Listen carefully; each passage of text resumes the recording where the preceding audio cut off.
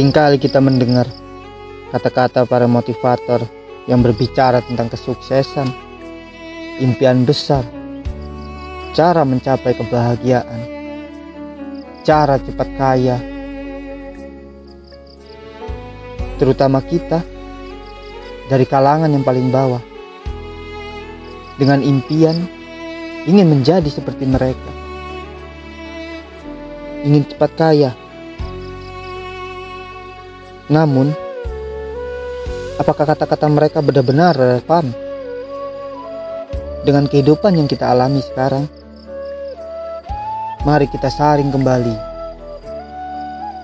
Seringkali tidak cocok bagi kita, kaum atau kalangan yang paling bawah, untuk mewujudkan apa yang mereka katakan tanpa ada landasan yang pasti. Contoh, mungkin mereka berasal dari keluarga yang berpendidikan, akses yang mendukung, peluang yang baik. Sementara kita harus dihadapi dengan hari-hari yang sangat mendesak, seperti memenuhi kebutuhan pokok, ketidakpastian pekerjaan, entah hari ini bisa makan atau tidak. Motivasi yang mereka berikan mungkin terasa jauh dari realitas kita. Kita yang lebih keras bekerja dan penuh perjuangan untuk mencukupi kebutuhan kita.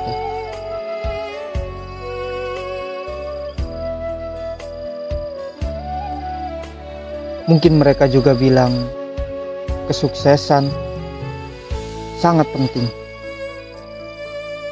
pencapaian pribadi. Tapi untuk kita, kestabilan ekonomi adalah yang paling penting, kesejahteraan keluarga.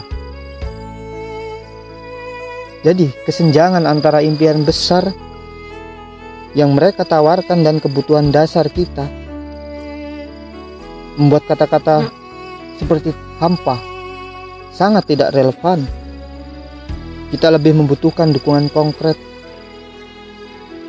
dan solusi nyata daripada sekedar inspirasi abstrak. Solusi yang tidak pasti, solusi yang tidak benar-benar ditujukan untuk kita, yang bersifatnya umum, seringkali mereka tawarkan untuk diterapkan di kehidupan kita, mendorong kita untuk mengikuti passion, keluar dari zona nyaman, atau masih banyak lagi lah. Tapi kenyataannya, kita tidak selalu memiliki pilihan itu.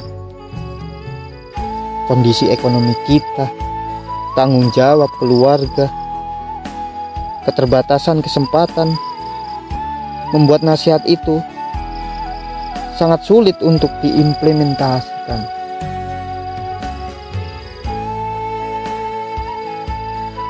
Tidak sedikit juga mereka mengabaikan aspek keadilan sosial. Contoh, mungkin mereka tidak membahas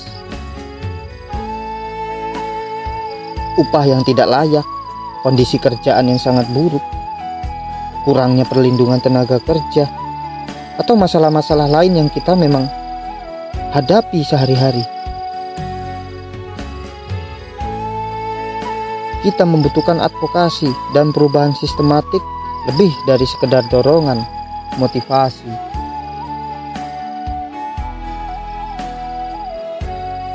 Keseimbangan kehidupan kerja.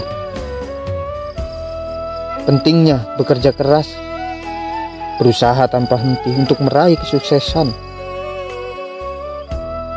Namun untuk kalangan seperti kita,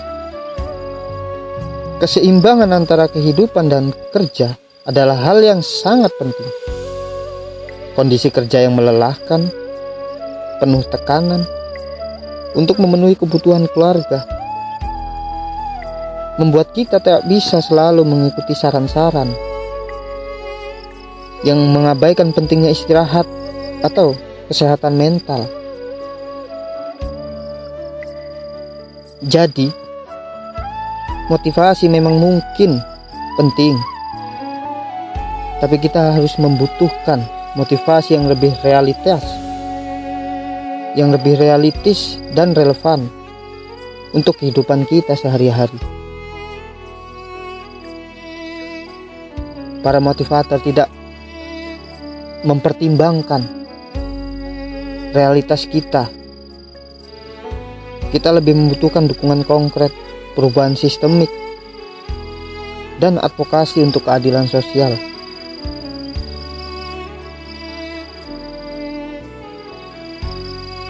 Diharapkan pesan-pesan motivasi dapat menjadi lebih berarti dan membuat kita dalam menjalani kehidupan yang lebih baik. Jadi, kemungkinan lebih dasar yang harus kita lakukan untuk mencapai kesuksesan bukan dengan mendengarkan motivasi, tapi membuat motivasi. Bagaimana cara kita membuat motivasi?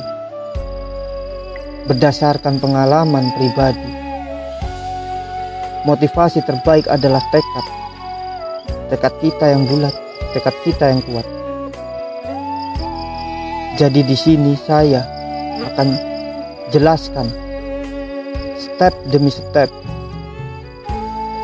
untuk membuat Anda lebih berubah, setidaknya dari kalangan yang paling bawah bisa naik menjadi kalangan menengah.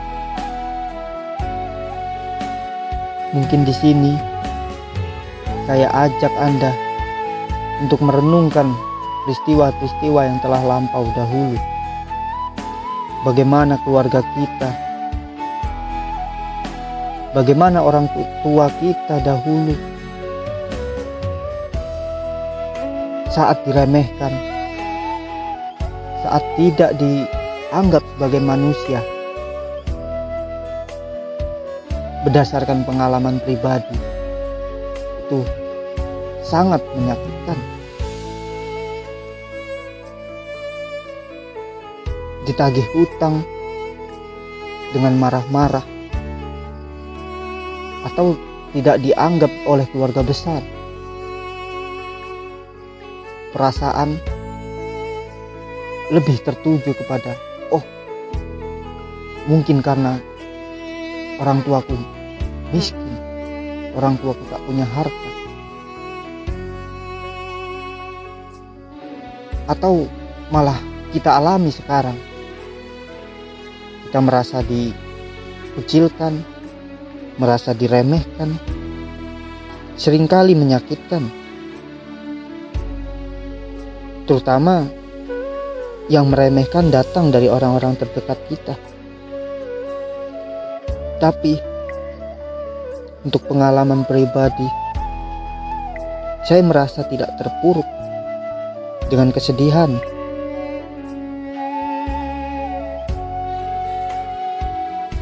Bisa kita jadikan rasa sakit ini sebagai bahan bakar untuk memotivasi diri,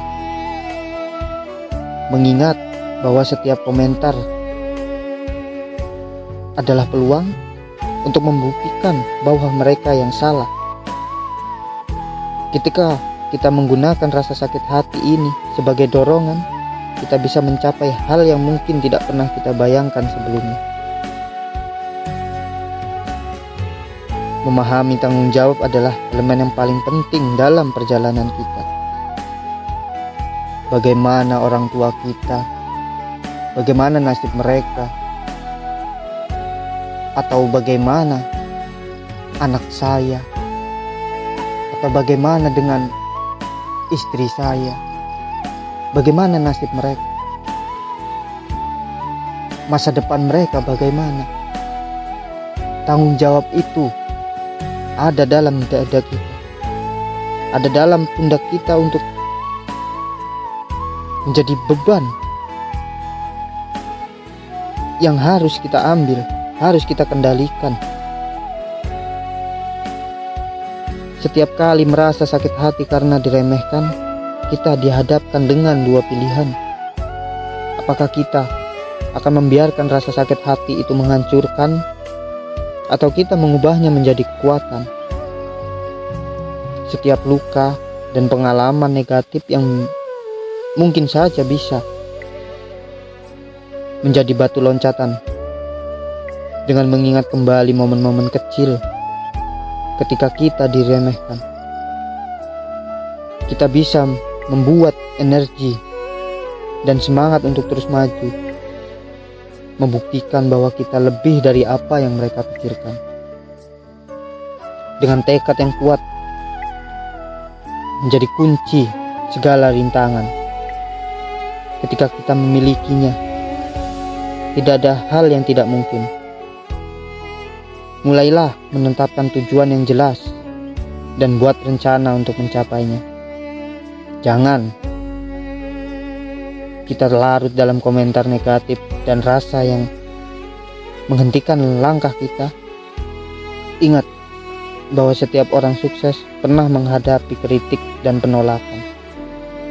Mereka berhasil karena tekad yang kuat, keteguhan hati untuk tidak menyerah.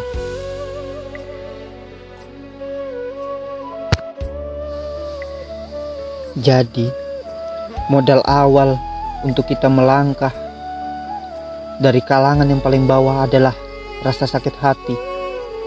Rasa sakit hati yang kita rubah menjadi pikiran positif, membuat cambuk motivasi yang kita buat sendiri. Setiap orang memiliki peristiwa, kejadian yang berbeda-beda. Renungkan apa yang membuat Anda sakit hati, apa yang membuat Anda merasa diremehkan. Itu yang jadi modal utama untuk Anda melangkah.